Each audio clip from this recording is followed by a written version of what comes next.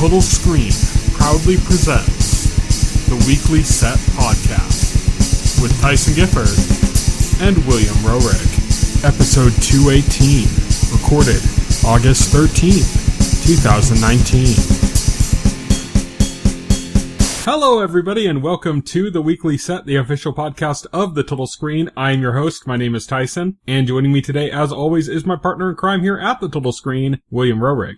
Hello. So today we are going to be talking about Legion. We are going to be talking about the last 3 episodes of Legion, to be specific. Before we were going to be talking about the last 2 episodes, we were going to be recording on Saturday. We had some technical difficulties and we lost audio on it, so we weren't able to put it up. So we just decided, you know what? Instead of waiting to the next week, we'll just record on Tuesday. The episode's up on Monday, so we watched the season finale as well. And we said, okay, so we'll kind of just do it between podcasts. So we're not going to be podcasting this coming Saturday, when we normally would be. This is kind of like bridging the gap between 2 podcasts that aren't.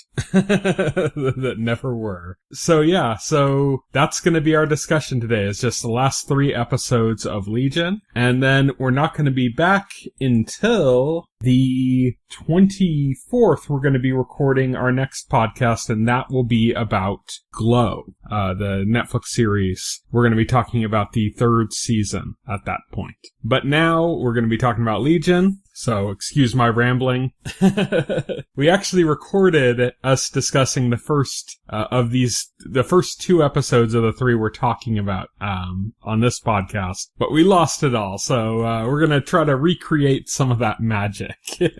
Let's start with Legion Season 3, Episode 6. This was kind of a little bit of a one-off kind of episode. I mean, it's still in continuity of the story, but it was just kind of separate from everything else story-wise. And it involved our character Sid, who we had previously thought had been, like, basically identity killed. Like, had her personality and her mind, like, wiped out. But instead, her mind was, like, lost. And it was basically sent to the astral plane where lost things turn up. And hanging out in the astral chain, we see 2 of our old friends. The astral chain? I'm going to be making this mistake, you know? We got Nintendo Switch on the show, and Astral Chain is on the Nintendo Switch. Astral Chain, yes. But yeah, you're right. She ends up in the astral plane as a baby again. Yep. She gets picked up by Oliver Bird, played by Jermaine Clement, who we knew from the first 2 seasons of Legion. He was kind of small in the second season. He wasn't in it too much. He wasn't too much in the first season too, if you actually think about it. He was only in it at the very end, but he's only a bit player. Yeah, he's like an important character, but a small role. So yeah, so he is looking for lost stuff in the astral plane, not to be confused with the astral chain. He talks about how, like, that's where, like, all the missing socks turn up, there, things that people lose. And in addition to that, people who've lost their minds end up in the astral plane as well. And that is where he discovers a baby, and he brings it back to Melanie Bird, who played by Jean Smart, who recognizes this baby as Sid. So now they're raising Sid again from a baby as kind of like their own child in the astral plane. And there's an antagonist there named Jerome Wolfe, played by Jason Mantzoukas from The Good Place. And he's kind of the big bad wolf. This is all kind of playing on the idea of, like, the 3 little pigs, basically. Yeah. So his deal is, the Big Bad Wolf's deal is that he's trying to corrupt Sid. So by basically introducing her to, like, negative things, like, there's this funny thing where, like, he yells, like, what about chlamydia? Tell her about chlamydia, like to Oliver, like he's going to tell her about chlamydia, and so it becomes Oliver and, oh man, I can't think. Melanie. Okay. That's what it becomes Oliver and Melanie's job to shield Sid from the big bad wolf and his negative influence. Yeah. Of course, this takes a lot of cues from the Three Little Pigs because we see like the houses they're living in. Like when we meet them, I think they're living in a log cabin, and then they're in a straw hut, and then they end up in the city in a brick house. Yeah, it's interesting because the way they're playing with her education, or like her education of the way things work, is that Melanie and Oliver seem to be kind of sheltering her, but they're not really like sheltering her so much as they're trying to do things in the right order. They make a comment at one point about, you need to learn how to love before you can learn to hate. And Jerome Wolfe is kind of like all about exposure to everything, all the bad stuff, all the everything at once, And the idea is, I think, kind of that's what basically damaged Sid in her life from the beginning, is that she was exposed to too much when she was young, and now she's getting this like second childhood growing up, and they're trying to expose her to things in the correct order, to give her a chance to be a child, to grow into the nature of the world, instead of just have it all thrown at her at once like it was before. Yes. And this kind of like significantly changes her character, like her path and stuff,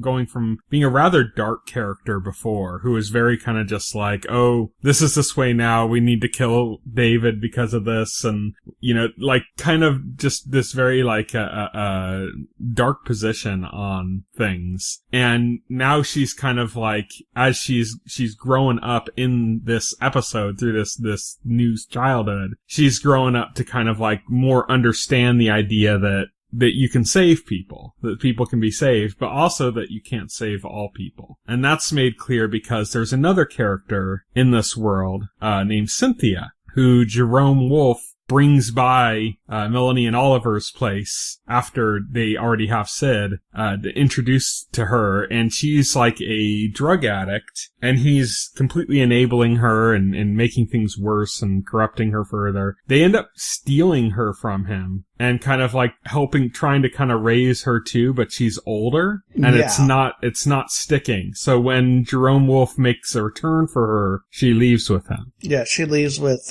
Jerome Wolfe, and he's able to take her away and corrupt her. And that also serves because he uses her to try and lure Sid into his grasp, into his corrupting influence.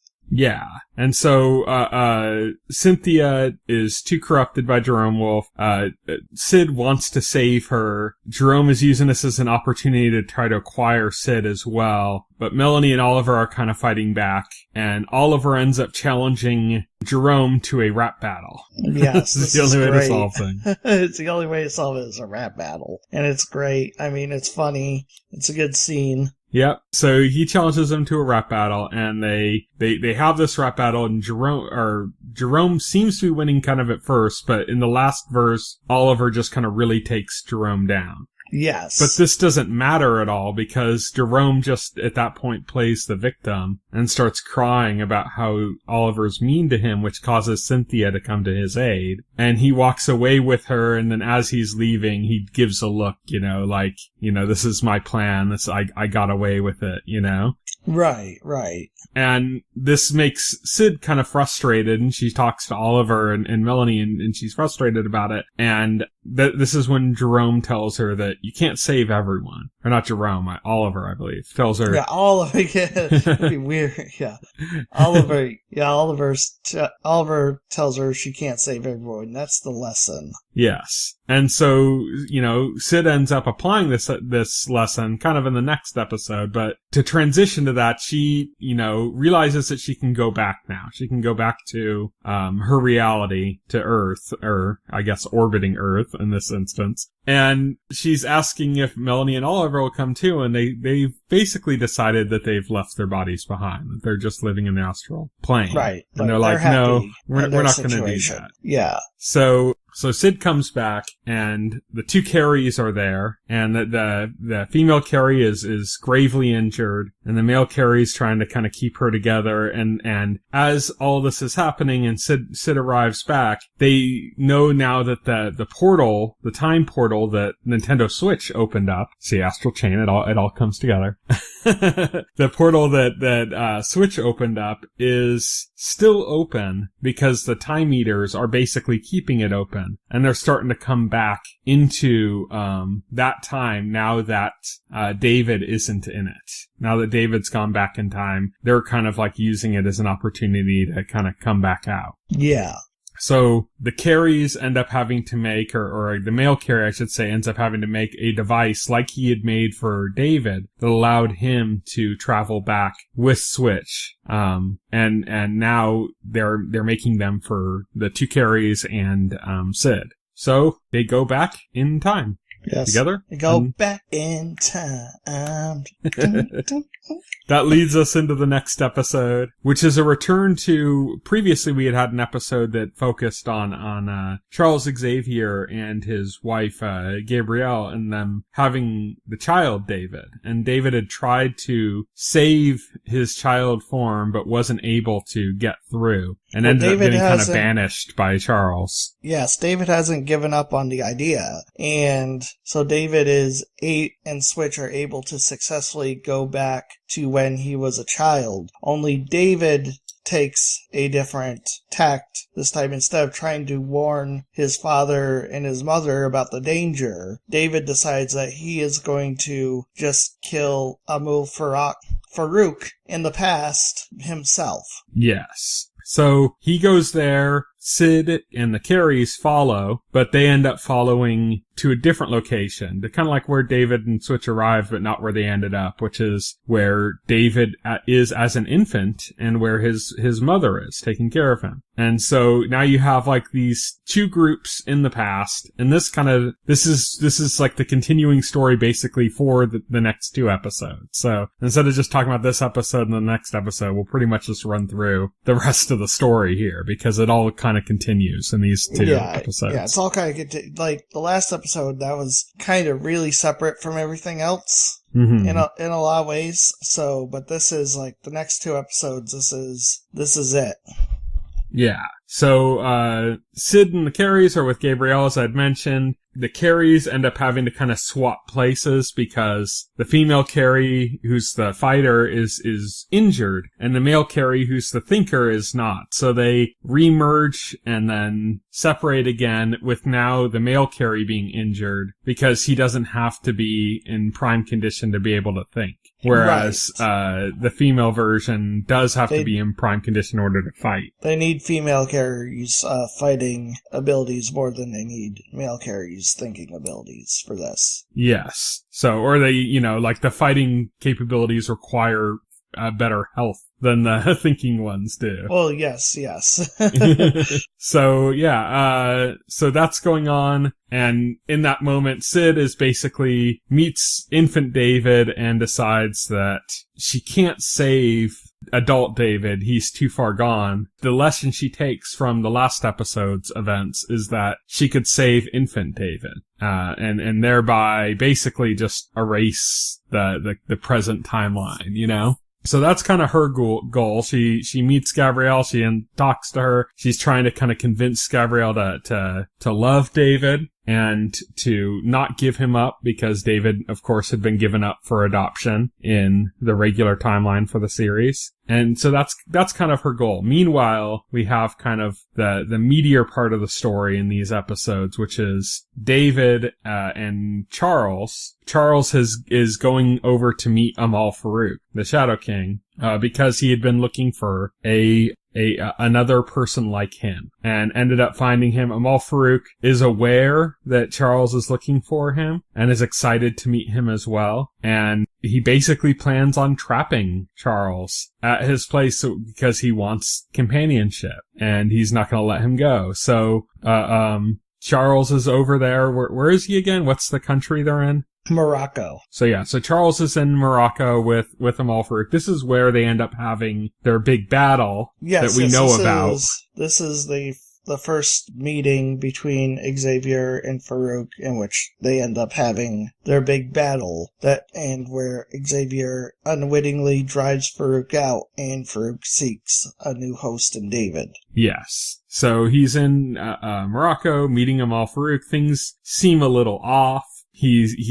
There's all these children in this giant house. He's basically like the king of this area, and there's like I said, he's in this giant house. There's these kids that are kind of like clinging all over him. There's this monkey in a cage that's kind of freaking out and seems to be being tormented by the children. Yes. And the Shadow King reveals that his namesake comes from these shadow shows, these shadow puppet shows that he puts on for the kids, using his abilities to tell kind of like, glowing stories about himself, about how great he is and how he saved everybody from this evil king. Yeah, how the previous king was evil and how he took him down, and he was such a hero. He portrays the king as like a demonic figure and himself as like this valiant knight that takes him down. Yes. So, as all this is going on, I should mention that before this happened, actually, when Charles was on his way to Morocco, he had this kind of vision of Amal Farouk saying, "You should have never come." And it's said in this very kind of creepy way that gets him, like, kind of a little bit nervous. Well, while this puppet show is going on, Amal Farouk says that he drove the evil king away using the magic words, "You should have never come." Yes. Which, like, the same words from his dream. Yeah, which triggers Xavier. He's realizing something's wrong, but he's not quite 100% sure what's going on still. Right.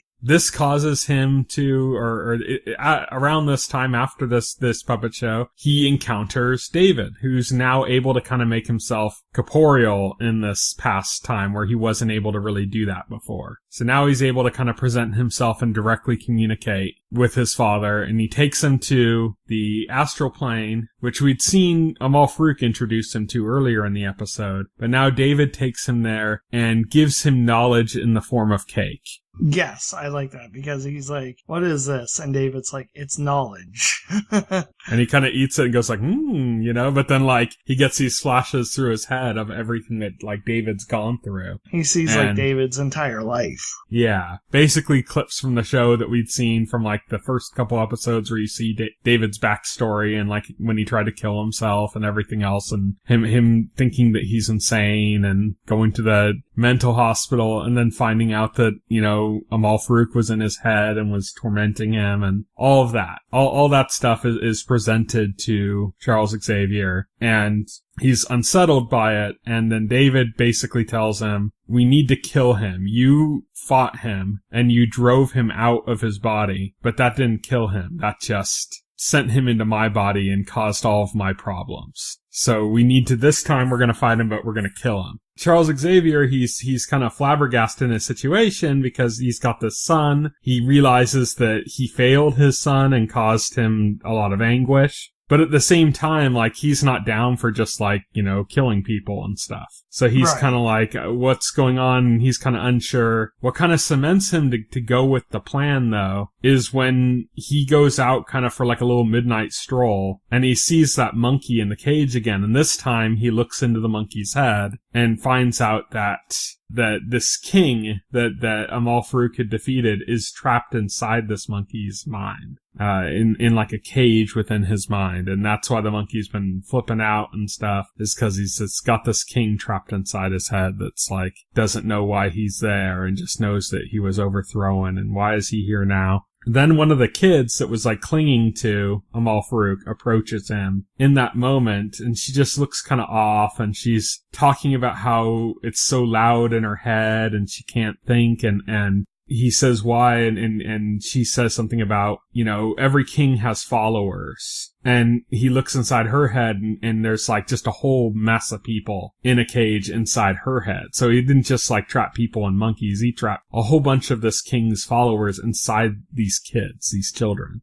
So this kind of like makes Xavier truly now see Amal Farouk as a monster. Not just from what he knows is going to happen to David, but just what he's doing already. So he's like, okay, this guy's a monster. I need to take him out. He talks to David again, And David takes him and there's this room in the astral plane in his mind that's like surrounded by doors. It's kind of like the Oval Office, except just nothing but doors. And, yes. and at a moment there, even though he's got conviction now to join in this fight with David, something happens that kind of makes him question that again, which is that these doors start knocking, and he's like, what's going on there? And David's trying to kind of downplay it, but David just kind of stops. It's like he just stops working for a minute. He just ceases to be, he just freezes. And then, Xavier finds out what David's been hiding from him. His personalities. Yeah. The doors start opening and all of these different Davids start coming out and they're like, Daddy? Daddy? And you can see like little subtle differences between them. Some of them are like angrier. Some of them are like more scared. Some of them are like more innocent and hopeful at seeing their father. It's like all these different variations of these personalities of David. So Charles is kind of like thrown off from this, but he's still going to go through with the plan with David. And they think that they're going to be able to take out Amal Farouk now because it's 2 against 1. But then we see that the Amal Farouk who's been trapped in the land without time or whatever it's called, the strange like black and white portrait world where everything's like still. Amal Farouk, the modern Amal Farouk, not the one in the past, gets taken out of that world by the Time Eaters. And so now there's 2 Amal Farouks getting ready to face off against David and Charles. And the Time Eaters are descending, so... Yeah, Time Eaters descend heavily on infant David. Yes. They try to go after him. They're like trying to erase time around him. You see like the house just kind of disappearing around him, that he's in. And this causes like, Sid and the Carries, or the female Carrie, I should say, to start acting to protect infant David and try to get out of the house. Meanwhile, Switch is just wrecked. Oh yeah, she's just fallen apart. Yes. She shows up before the showdown with the Farouks. Yes. And basically just more teeth falling out. She's just a complete mess. She looks like she's dying. And this also puts Xavier on edge because David's concerned, but he is more concerned about like it getting in the way of his plan than about her actual safety. Right, like David just gives his line, which is like, well, it'll be fixed once I do what I do. Like, we'll fix it. Yeah. So Charles is a little bit kind of like worried about that aspect. You can tell he's just not entirely comfortable with what his son's doing, but realizing that he's still going along with it. That takes us into the last episode in which, like, the showdown begins. So David and Xavier both kind of create their weapons. Xavier gets like David pulls out a fish from his ear and just kind of looks at it and like throws it away, and then pulls out this like orb of light, this big orb of light from his ear, and he drops it and it becomes like a mace. Like a ball and chain mace. And Xavier does kind of like the same thing, pulls out a much smaller like light from his ear, but it's a bullet for a gun. And he puts that in the gun, and they both go off. They're going to face off against the Amal Farouk server. They just think just the one. But they show up, and they're both there, the past Amal Farouk and the current one. And they start talking to each other. David attacks the past Amal Farouk and takes him into his mind. And that leaves Charles and the modern Amal Farouk to face off. Yeah, so the cool thing about the fight, with Amal Farouk, the two fights with Amal Farouk, is I want to zero in on David, because the cool thing is, like, David brings the past version of Amal Farouk into his mind, and then he kind of, like, springs this trap on him, where he's like, well, you thought it was a one-on-one, well, surprise, and he brings out, like, all of his different identities, and they all, like, gang up on Amal Farouk. It leads to this thing, like, where it seems like they got the upper hand, but then he throws them all off of him, and then they go into a musical song where, like, Well, Mama, Amalf don't... traps David in like a straitjacket. Oh, yeah, that's right. Yeah, he traps David into a straitjacket, and then David, like, seemingly defeated, goes into that song, Mama, won't you let me build the wall or something? I'm not. The song's called Mother, and it's by Pink Floyd. I looked it up while I was watching. Okay. I'm not familiar with the song, I'm sorry. It's okay. I looked it up when I was watching it. I was like, I just copied down some of the lyrics that were being said, and it came up. I'm like, okay. It's a nice song, but it goes into like a duet with David and his mother, and basically just spells out through the song his mommy issues, I guess. And then by the end of the song, I guess, that gives David the strength to cast off Amal Farouk, who was like the straitjacket on him. Yeah, it was a cool shot. He burst out of the straitjacket, and the straitjacket went flying off and turned into Amal Farouk. Yes, that was really cool. And so then David finally has the upper hand on Amal Farouk, and he goes in to kill him. And then it cuts to Charles Xavier and present day Amal Farouk. Amal Farouk. Amal Farouk. I don't know why I can't say that name today.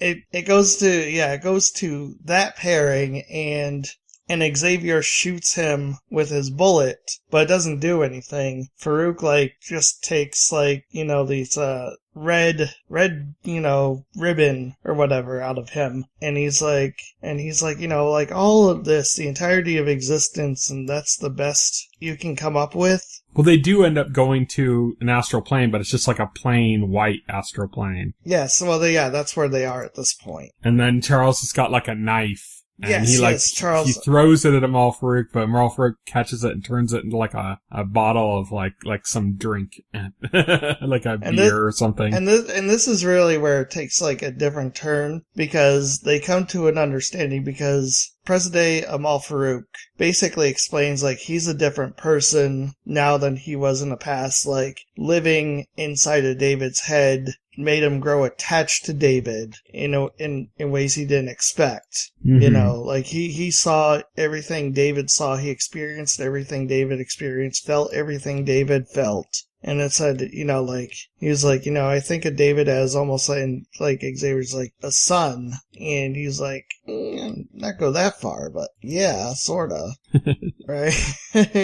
Right? Yeah. So while this is all going on, like, Sid and her group, they're trying to escape the Time Eaters, and they end up in some kind of a labyrinth-like thing, and female Carrie ends up having to kind of fight them in a way that's basically she's getting her time robbed as she's fighting them. Well, it's funny because it looks like they're done, and then male Carrie, like female Carrie is like begging him for ideas, and then suddenly he comes up and he's like, okay, like think about like this won't stop them, but it'll slow them down. It'll confuse them. It'll confuse them. He said, what if the same person existed twice in the same temporal reality? It would make them harder to eat. And at first I was confused by that statement, because I'm like, the fuck are you talking about? And then it's like, but it becomes clear because, there are two Carries. They're the same person, essentially. So his idea is like, it will be much harder for the Time Eaters to erase Carrie from existence if they're combined. And so that's what they do. And she does get older because they are eating their time, but it's taking a lot longer than it normally would have. So buying them time to escape. Yeah. Meanwhile, we see Switch, and she basically dies. She basically, she is in real bad shape. She spits out her, she's about to get attacked. She's laying there, like, and the place starts coming apart. There's that's a crack in the wall. Everything's coming apart. So this is when David's strangling, the earlier Farouk, which this place seems to be tied to him, and that's causing the place to kind of collapse around her. So the place is collapsing, so Switch escapes through a time door back into the hallway of time I suppose. And then she spits out the last of her teeth, and she is, at this point, she is so weak she can't move, and she sees the time eaters coming at her from both sides of the hallway. And then at that point, she's like, I surrender. Yeah, she's like, I can't do any more. This is it for me. And then, upon saying that, her father approaches her, who she'd only seen through like a TV screen before. Yes, yes. And he ends up basically talking to her, and the gist of it is that he says that, you know, you lost all of your baby teeth, and now look what's come in. Putting a positive spin on time travel, like causing you to lose all your teeth. Well, yeah. He said your baby teeth have come out, and now you have wisdom teeth. Yes. So she's, just imagine a mouthful of wisdom teeth. Yeah, right. Yeah. Not pleasant. All grinding against each other. Anyways, so basically he ends up revealing that he shed his mortal coil and that she has too. Yeah, she shed her she shed her mortal self, and now they exist as, what he put it, as fourth dimensional beings. She asked him, what are we? And he said, the switch light. Yeah. She said, what are we? And he said, fourth dimensional beings such as ourselves have many names, but you can call me father. and I'll call you daughter, yes. And I'll call you daughter, yes. And he explains to her how she discovered the great truth of time, that time is not a river running backwards and forwards. Time is a great ocean, and that there is, like when you change something, there are ripples, so it's not as simple as people assume it to be. Mm-hmm. So he's like, let me take you, daughter, to see you time unchecked, like to see like what time really is, and to kind of leave this place forever. And she says she has something to do before she goes. Oh, there's one important thing we're skipping over, is that her father reveals that he can control the time eaters. He reveals the true nature of the time eaters, which is that he says they're guardians to keep people out of the time stream and to keep people from meddling. Yes, and now that she's a fourth dimensional being, she can control them as he can with a dog whistle. With a dog whistle, yeah. Like, I like it. It's funny because he tells it to sit, to stay, and then to go away. Yes. So Sid and Carrie are being pushed back. It's looking pretty dire for them. It's looking like it's the end. And suddenly Switch appears like a god in the light. Yes. And stops the time eaters with her dog whistle. And she ends up having a conversation with Sid. Basically just kind of takes her completely out of danger, has a conversation with Sid, and learns that Sid thinks she has a great jumper. Yes. The most important information given in this episode. So she tells Sid what's going to happen, basically. She said that, David's almost gone and you're going to disappear too. But even though you're going to disappear, this you, the other you, the you that is going to live, that's going to grow up, is going to grow up better. Yeah. Is going to end up becoming something glorious. She basically lays out that her and David are going to relive their lives and end up as better people.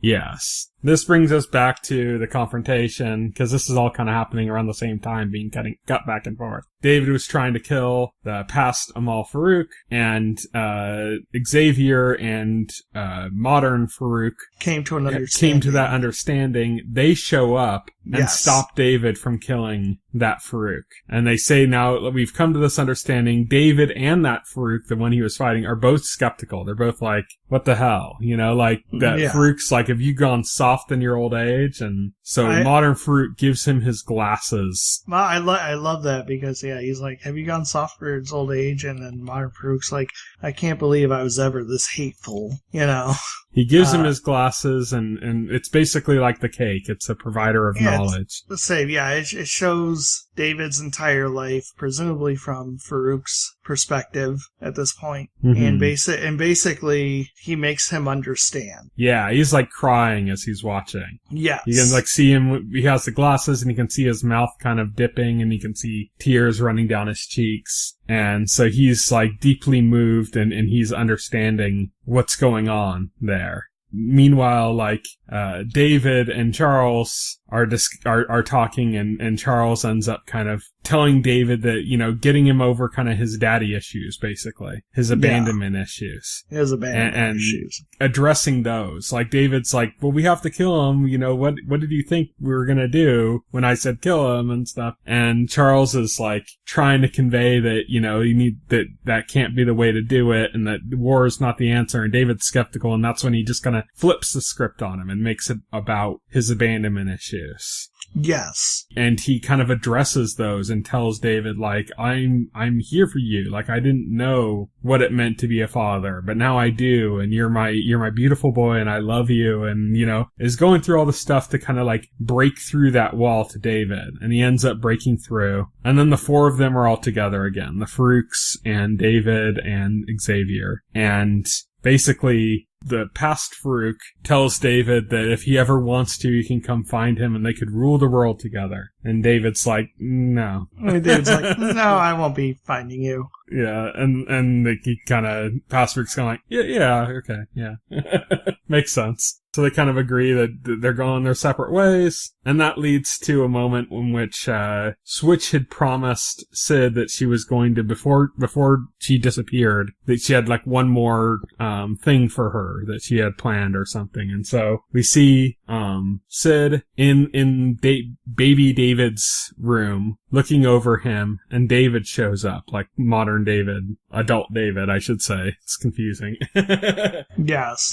And they basically have a talk about their positions and what they've done to each other and what's going to happen moving forward and how they're both going to fade away. And David apologizes and he says, you're going to end up, you know, wonderful without me. Like saying, you know, like I'm what, you know, caused you these problems, which kind of doesn't, I don't really understand the stuff about Sid, in this episode. I don't know about you. We're kind of at the point now where we can discuss, cause this is like the end of the episode, basically. They're talking over baby David and they fade out and that's the end of the episode. That's the end of the episode and that's the end of the series. The implication is, that's the end of the series. The implication is that we start in a time loop from when the series began, because the series begins by showing baby David and then his life leading up to where we meet him in the mental hospital. Yes. I don't understand the position on Sid though. Like, oh, Sid, you're gonna be so much better now. She was damaged before she met David. Yeah, I don't understand. She had that like weird like sexual encounter where she lost her virginity, where she basically like apparently took on the form of her mom and all, it's like, how is that gonna be fixed?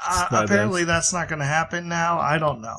Yeah, it's kind of weird because it's like they've gone through, they did the whole re-education for her where she grew up again. Maybe David's circumstances being different are going to change her circumstances. Maybe they meet some earlier. Ripple in time, like reaches out and causes some other thing. Maybe they meet earlier in the timeline and that changes things. I don't know. Maybe Charles staying with the child and not traveling anymore. He mentioned something about becoming a teacher. Yes. So maybe he opens up his mutant school and that opens up an opportunity for Sid to go to that mutant school. Oh, that might be it. Yeah, that's good.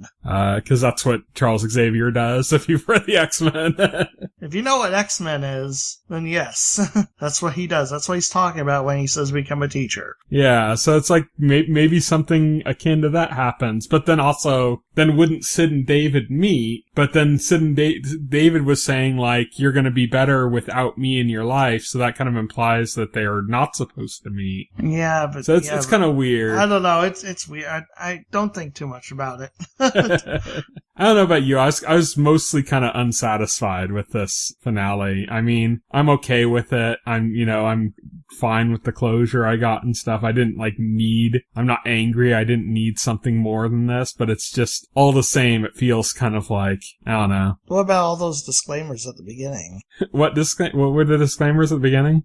It was stuff like, it doesn't matter what, it doesn't matter what the meaning of the ending is, just that it's an ending, and the only thing you need to understand, the only thing the people need to understand is like their place in it and who they are. It's like this is an end, and it's not for you to understand. I don't know. I don't think it worked that well at all. Like they can add their pretentious warning to it, but it doesn't change the fact that like I said, I'm not angry and saying like, oh, this was garbage. None of this made sense. I'm not saying that even. I'm just saying it was just kind of, there wasn't much to it, you know? Like it didn't really explain stuff as well. It didn't go back to any of the other characters. It would be kind of interesting if they had taken the opportunity to, as they were fading away, to show some of the differences in their life. Even if they didn't explain it all, to show some of the differences that were caused in their life afterwards. And they didn't do that at all. And I don't know. It's not just that. It's just in general. I thought the episode was kind of on the weak side. Right. What did you think? I mean, this is a series finale. Keep that in mind. That's what I mean when I say it's kind of on the weak side. Right. No, I agree with you. Like, I thought, it's okay. Yeah. But it's just like, eh. There could have been so much more, and it didn't even have to be like huge and epic or anything. I wanted some more kind of touching moments, and they tried to do that kind of between Farouk and between, Xavier and David. They tried like two kind of like touching moment kind of things, but like I just don't know how well they worked. I don't know how much I like the idea that they come to a peaceful understanding with Farouk, because Farouk acts like, oh, I love this boy and stuff, but he was like plotting against him just before. It's just, I don't know, the whole thing is kind of weird to me.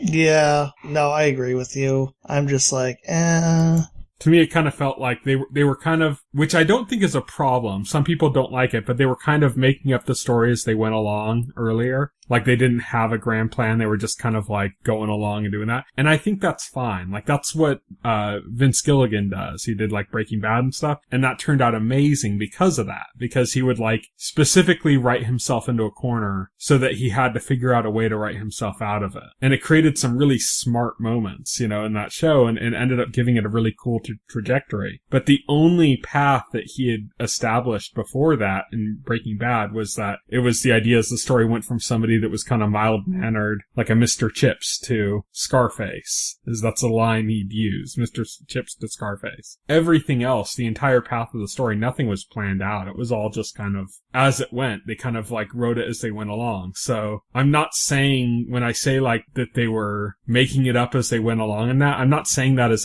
a bad thing, but I think what ended up happening is that because they were doing that, when it came time to end the show, they just kind of like did whatever. You know, like it didn't feel elegant.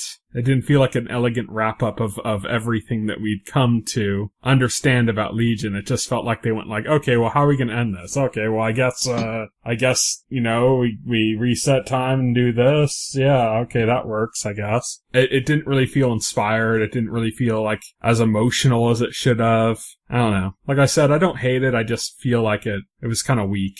As a series finale. I mean, if this was another episode and they were progressing in a different direction and there was more story, I wouldn't think it was weak. But as a series finale, it felt kind of weak to me. No, I agree. I'm 100% with you on that. It did feel like a little weak to me for a series finale. I don't know. I felt like, it was alright. I mean, it was neat that like it kind of, everything ended up full circle. And it was neat that David and Amal Farouk were able to come to an understanding that didn't involve, you know, them just killing each other. So that's neat. That usually doesn't happen. No, they dove a bit too much into the hippy dippy.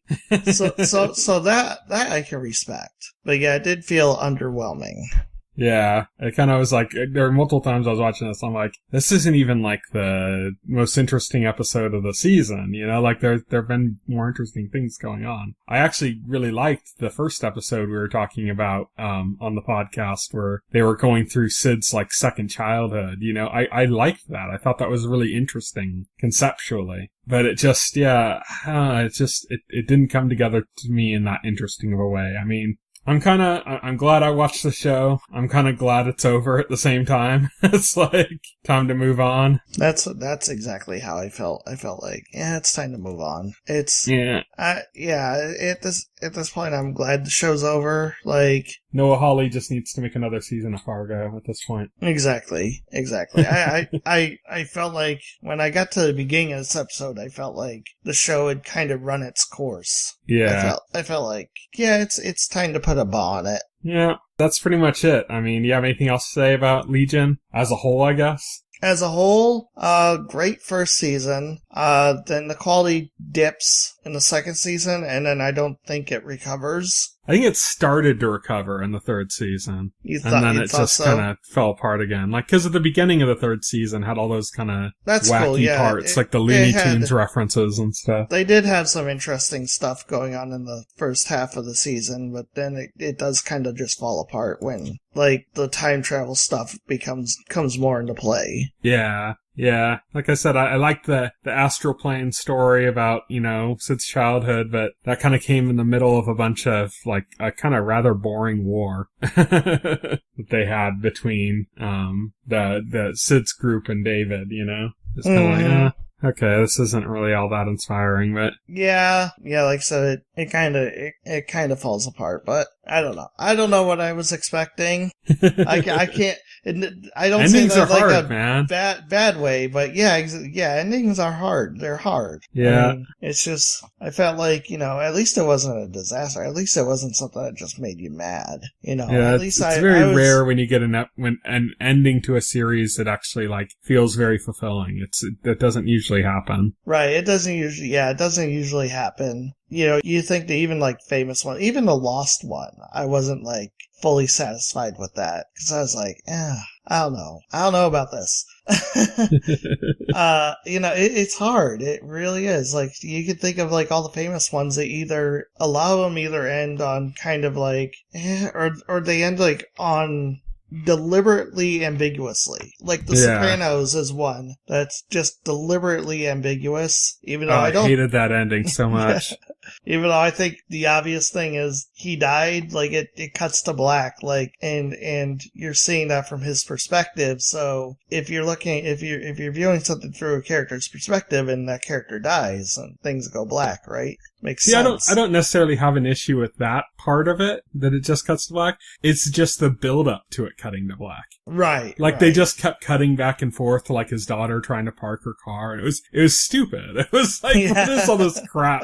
And it's like playing through, like, the whole part of the song, and then it just cuts away. It just cuts. I just felt that was weak, like that, the way that worked in Sopranos, but...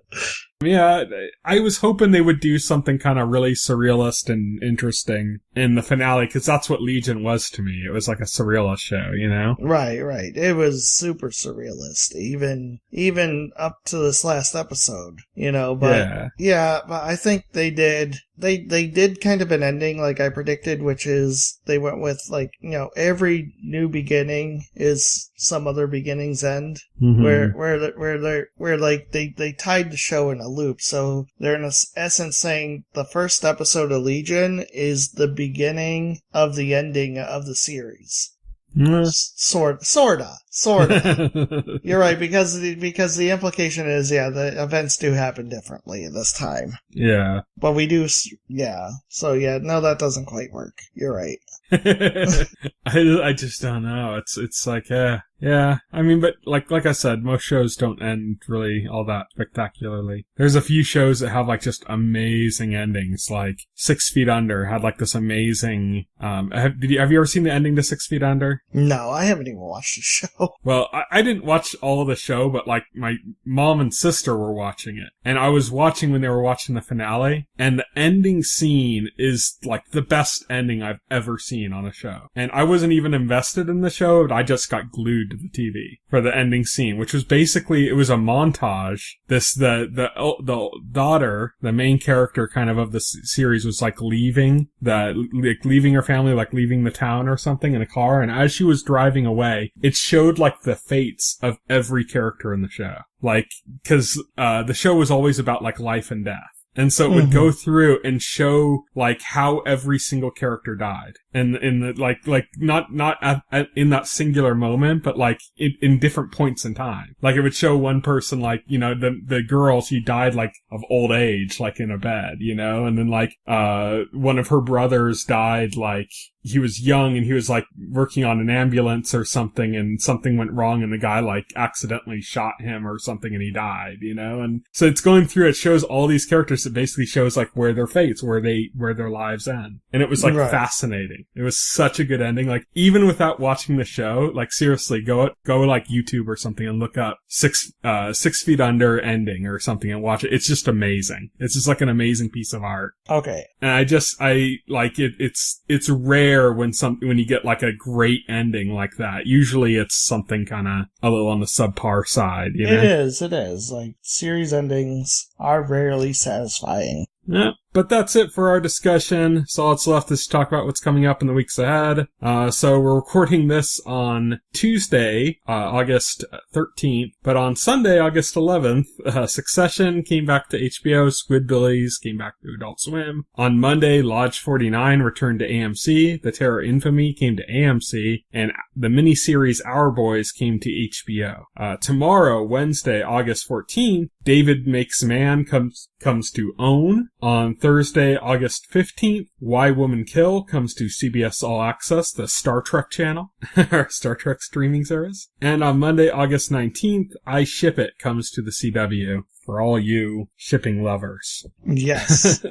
Next week, we're going to be taking a break, as I said, but the week after, we will be discussing Glow, and then the week after that, we're going to be discussing The Boys. So we got 2 kind of like full season discussions coming up in the next 2 weeks. But that's it. So you can follow me on Twitter. I'm at Tyson Gifford. You can follow Will. He is at VoxelHero. You can check out our Facebook page and our YouTube channel, as well as our site, thetotalscreen.com. You can subscribe to this podcast through any major podcast client like iTunes or Pocket Cast. And the entire backlog of our podcast is available on our YouTube channel. Thank you, everybody, for listening. Bye. Bye. If you would like to reach out to us and make a comment, send an email to contact@thetotalscreen.com. Stay tuned to The Total Screen for the very best